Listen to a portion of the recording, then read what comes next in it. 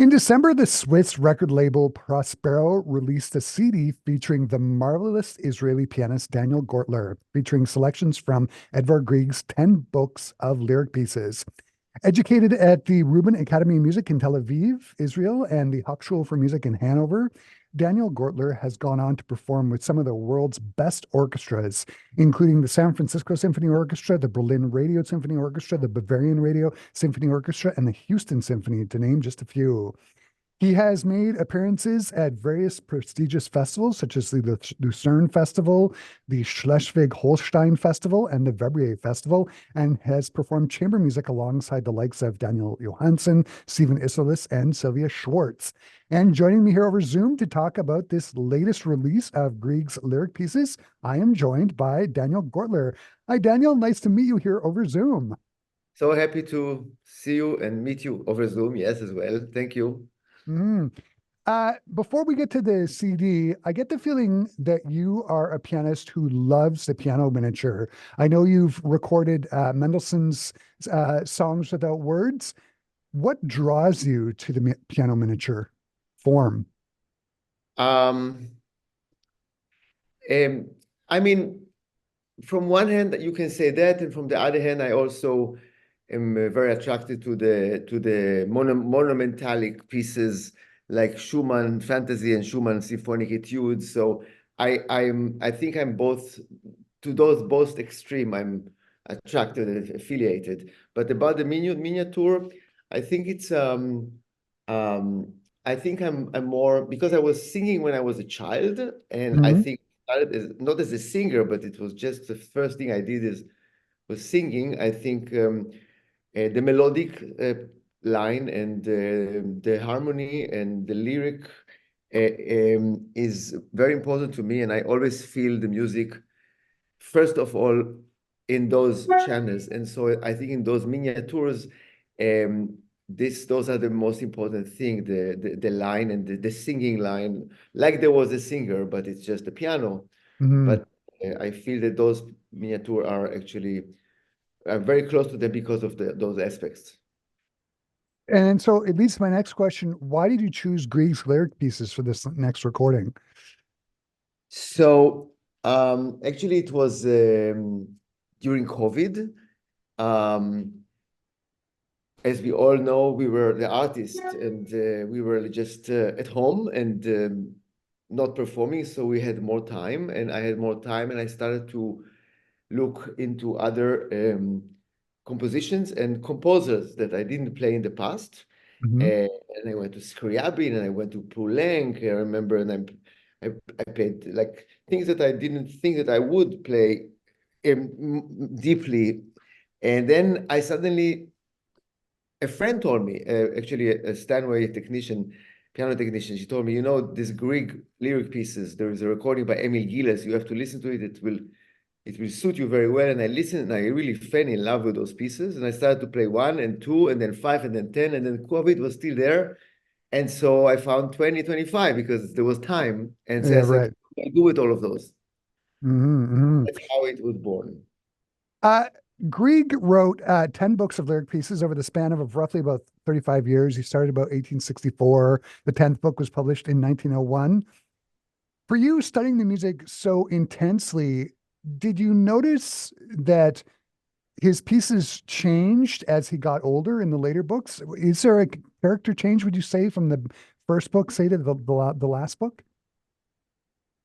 Um, Maybe, yeah, I think so. I think that towards the second half of his, not of his life, but of those books, maybe it's more complex, there's more influence from I feel Rachmaninoff there, I feel Debussy there, I feel Mm, Chopin there. Even in the last one, it's really like Chopin, but it's a weird Chopin. It's a Greek taste. It's a Norwegian taste of Chopin. I feel sometimes Liszt to the Spring, for example. This lyric piece it reminds me Liszt. Um, mm, I think more.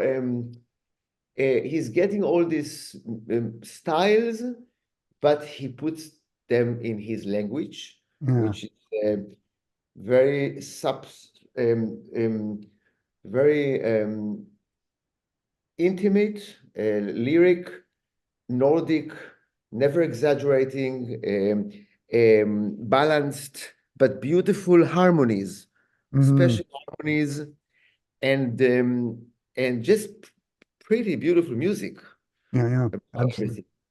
But also, absolutely. if you ask me about the Grieg and about those lyric pieces, I think it's like the Mendelssohn songs without words of Mendelssohn. So it's along his life, um, um, he like Grieg, he puts everything in this in this dish, in this salad. Like there is the folklore, and there is the nature, Mm. and there is the drama, and there is the dance, and there is um, this sad and happy, and all the feelings that one can feel, and memory, and view, and like I'm sure from his home, which I never been, but this landscape, the landscape.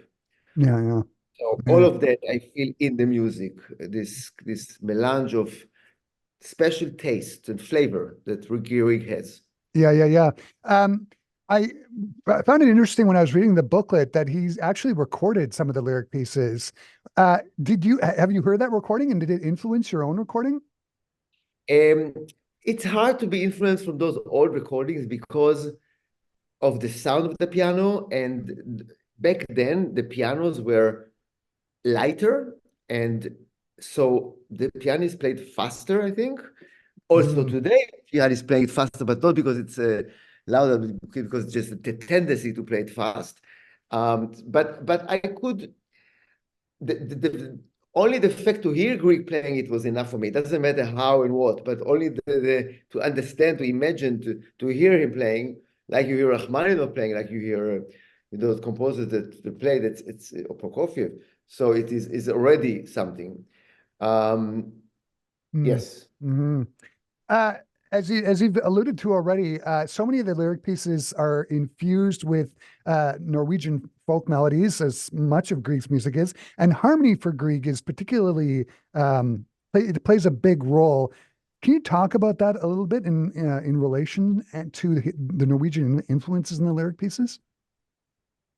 Um, the harmonies are really special. I mean, it is again, like I said before, I mean, you could feel that maybe it's Rachmaninoff a little bit, but it's just not Rachmaninoff because he always finds solution that it goes to other harmonies, or it's a lot of chromatic.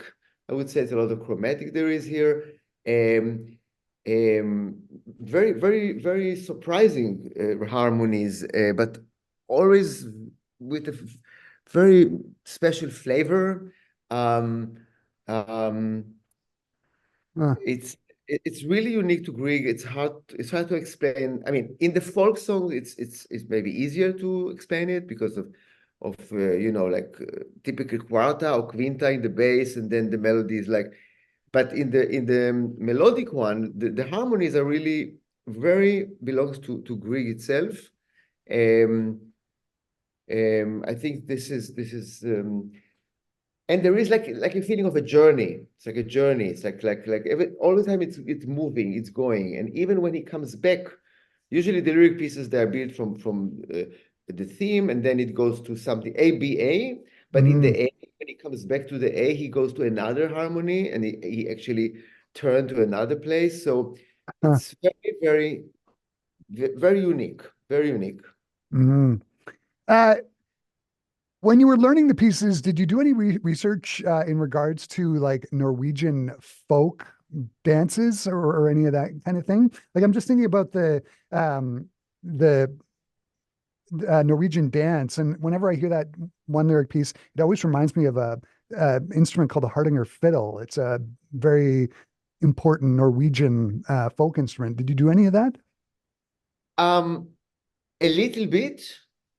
But I think I actually I let myself feel try to feel what do I feel with this music, and how can I create something for me, for myself, with that music. Like for example, if I'm playing Gershwin, I'm trying to feel the jazz there, or like it's something that maybe I'm not used to, but I do hear a little bit just to get the sense of the sound.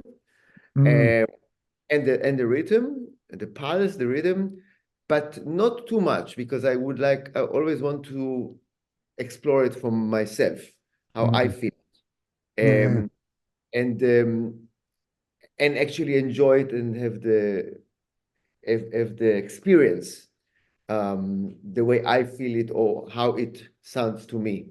So I like usually to listen to something, but then not to listen too much. So I Mm. will not be affected with the interpretation too much because then it's confusing because it's not my interpretation, it's someone else's interpretation, and Yes. it's impossible for a pianist to actually imitate or to say, oh, I want to play like this one or that tempo of that one. It will never work because you have it doesn't work.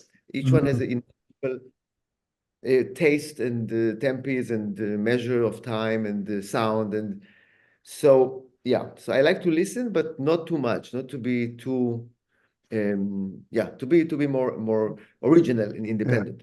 Hmm. Speaking of sound, one of the things that struck me when I first put the CD on was the sound of the piano itself is outstanding.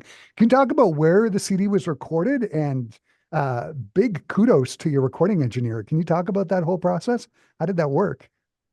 So actually, it's not a new piano. It's a, of course, D. Stanway, Hamburg. It's at the Jerusalem Music Center, and that piano they had it for some time, but it is a very special piano. It's a very musical piano.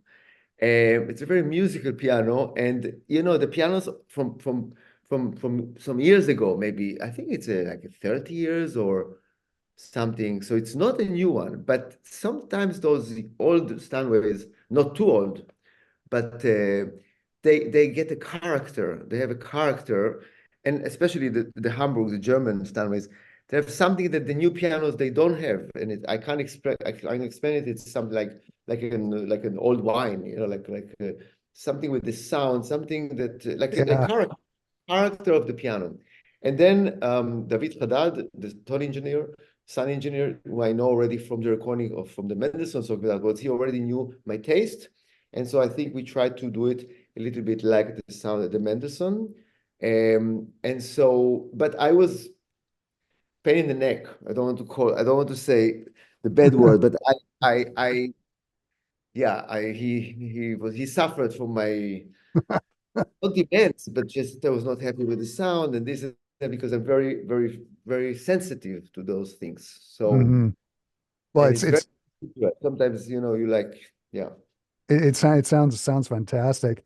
I'm going to wrap up the conversation by asking what's next for you. I know you've got a concert in Tel Aviv on the 16th.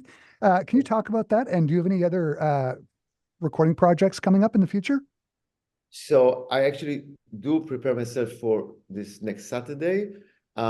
It's the launch of the album. And so in the second half, I will play a selection, 14 lyric pieces. In the first half, I decided to put Schumann, and Mhm. I decided to put Schumann pieces that I thought that they will work together with those lyric pieces. So I'm playing the Kinderszenen, Oh, so early piece of Schumann, and the yeah, Waldestein, which is the scene of forest. So the scene of forest scenes. Yeah. scenes of forest, and this is Opus 82. So it's like two two different times of Schumann, Mm, early and late, and I thought it would be interesting to put it with the lyric pieces because again, those miniatures, and it expresses the nature and the feelings and all of that. mm. Yeah, and regarding recording, I'm not sure. I'm not sure what to record next. Really a good question. It's really a good question. Mm. Because I would say, oh, I would love to record the last sonata of Schubert that I play, but there are so many recordings of last sonata. Who wants to hear another time the last sonata of Schubert? And I don't know. This is really, I didn't find it yet. I don't hope. I hope that we will not have another COVID, so I'll have time to find a new this. But if you have any idea, please tell me. Well, for one, off the top, the Kinderscenen. Hearing you play the Kinderscenen would be fantastic. Yes. Anyway, Daniel, this has been so great to meet you and talk about this fabulous project. These Grieg lyric pieces are wonderful. All the best, and thanks for taking the time to talk to me today. Thank you so much. I enjoyed it very much. Thank you.